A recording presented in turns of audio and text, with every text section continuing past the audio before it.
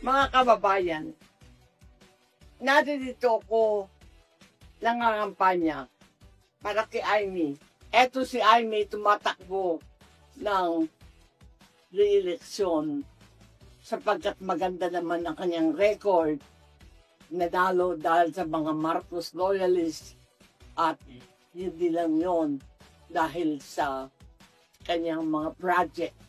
Bilang isang nanay na grandmother, hinihingi ko lahat ng sambayan ng Pilipino.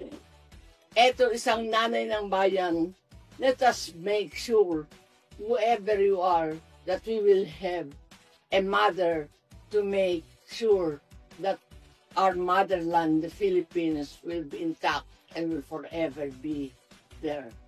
Ngayon, eto ako, hinihingi ko bilang nanay ni Amy, ako'y lola na, medyo matanda na naka-wheelchair, kahit na wheelchair. Nais ko sapagkat siya hindi lang magaling na senadora at anak at lahat, bilang isang grandmother, hinihingi ko lahat sa iyo. Hinihingi ko, iboto ninyo si Amy Marcos. Thank you! Amy Salamat! Marcos. Galing sa nanay ko yan! Maraming salamat! 39 sa balota. Amy Marcos po. Iboto si Amy Marcos. Mahal ko kayong lahat. Maraming salamat. 39